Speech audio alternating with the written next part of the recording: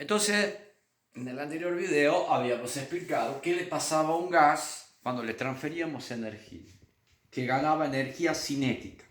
La energía cinética en un gas siempre está, siempre las moléculas de un gas siempre tienden a estar en movimiento y ocupar el volumen que se le dé. Cuando le pongo más energía, cuando están a volumen constante, se manifiesta en un cambio de temperatura y de presión, ¿sí? Entonces, eso pasa, eso es el calor en el gas. Se manifiesta en un enorme cambio de su energía cinética y de movimiento, ¿sí? Entonces,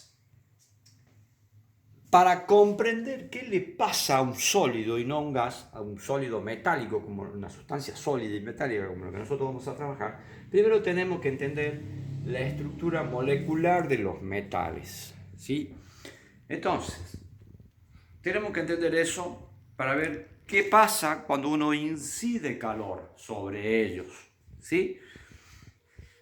Así terminamos de entender físicamente qué estamos haciendo nosotros en el horno, qué está pasando con el metal, ¿sí? Ok, entonces, cuando a un metal, digamos, está fundido, ¿sí?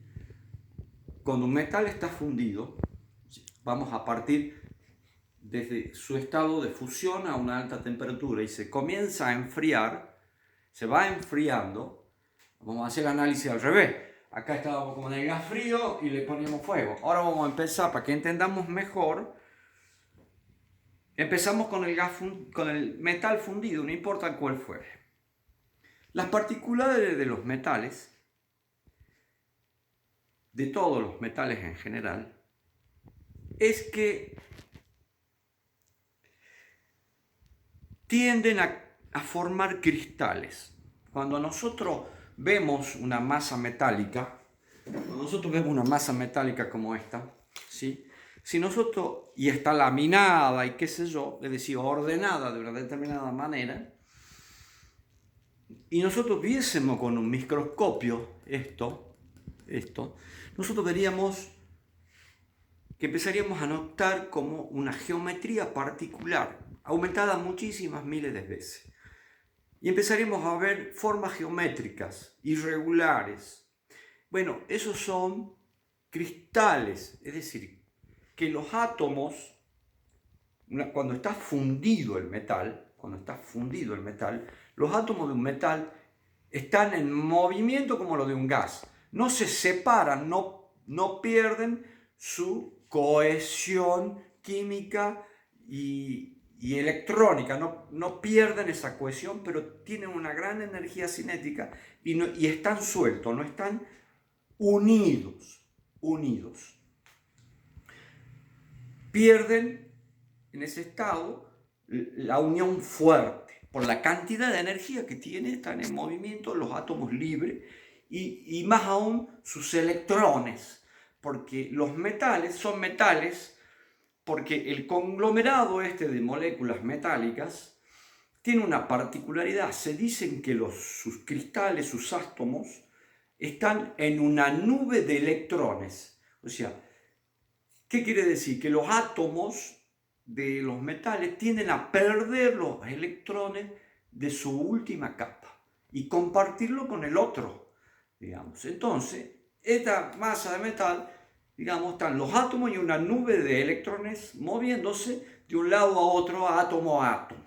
Entonces están en una sopa de de electrones, los átomos, ¿sí? Son los electrones de la última capa. Eso se define como electropositividad de los metales, es decir, tienden a perder los electrones de la última capa y por eso son buenos conductores eléctricos, porque esos electrones se mueven y se van a mover. En un momento van a estar en un átomo, en otro van a pasar al otro y ahí van a estar moviéndose. Eso pasa, digamos, en los metales, y cuando están fundidos, la unión rígida que le da la rigidez a la sustancia se pierde y empieza a ser ese estado de fusión líquida, digamos, se mueven las partículas. Entonces, a la medida que se va enfriando, va perdiendo energía los átomos, de energía cinética, tal como los gases, ¿sí? Va a perder, se va a transferir al ambiente el ambiente va a absorber ese calor y esos átomos van a empezar a quedarse quietos. Los átomos del metal van a empezar a quedarse, a perder energía cinética y van a tender a recuperar la unión entre ellos, que es una unión muy fuerte.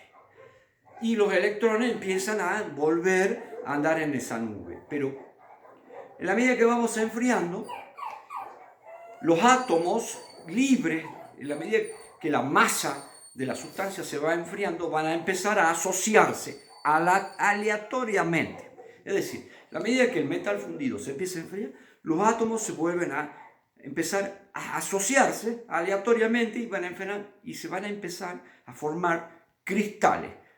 Primero a nivel molécula. Una molécula se hace el cristal, que es una molécula, después se le va a asociar otra molécula y se va asociando y va a tener como un crecimiento arborescente en diferentes puntos de la masa fundida. Es decir, tenemos la masa fundida de metal, acá va a empezar un proceso de cristalización acá, y se va enfriando, y se va uniendo, hasta que se hace la masa sólida compuesto por cientos de miles de millones de cristales. ¿Sí? Eso se llama la alotropía de los metales, es decir, la capacidad alotrópica de los metales. ¿Sí? Así, vamos a escribirlo acá. Alotropía. ¿Sí? Que es la capacidad de formar cristales de los metales, la alotropía. Entonces estamos hablando de la sustancia que nosotros estamos trabajando. No tan solo hay que ser capaces de hacer un horno, sino de entender el material que estamos haciendo y qué hace cuando lo sometemos a esta energía que llamamos calor. Bien, entonces, ¿qué pasa? En la medida que se va enfriando empiezan a asociarse las moléculas. ¿Sí? Empiezan a asociarse de manera determinada. Bueno, acá hay tres maneras en que el metal se va a cristalizar. Tres maneras. Primero, tenemos la cúbica centrada en el cuerpo, la cúbica centrada en la cara y después tenemos la hexagonal.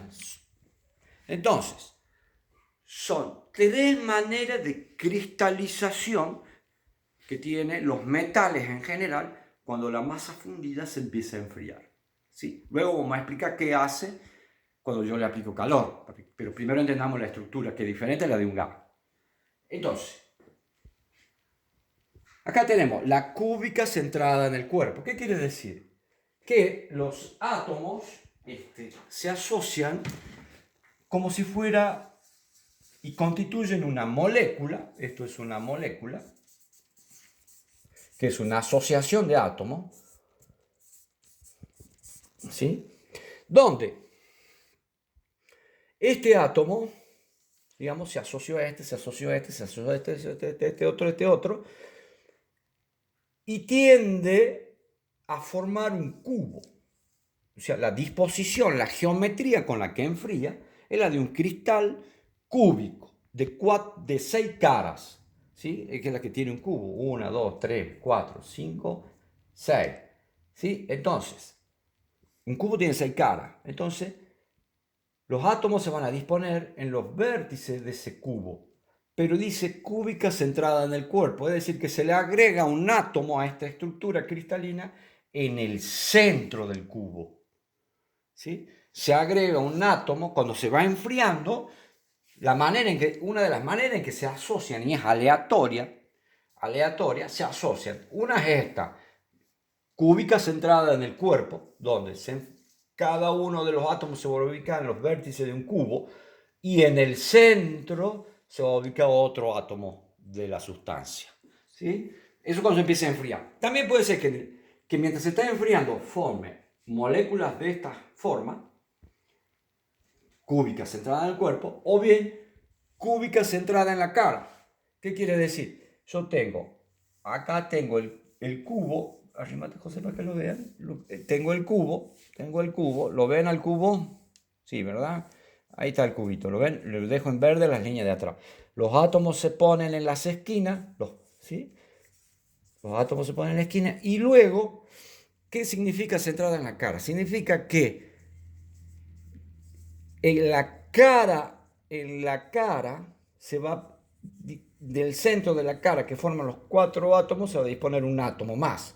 Lo mismo en la otra, ¿sí? Se va a poner otro átomo que se centra en la cara. Lo mismo en la de abajo, un átomo que se centra en la cara, lo mismo de allá, otro átomo que se centra en la cara, lo mismo en la de arriba y lo mismo en la posterior acá. ¿Se entiende? ¿Qué quiere decir? Que este tipo de cristal que es centrado en la cara tiene más átomos, la molécula, que el de centrado en el cuerpo. ¿Sí? ¿Se dan cuenta?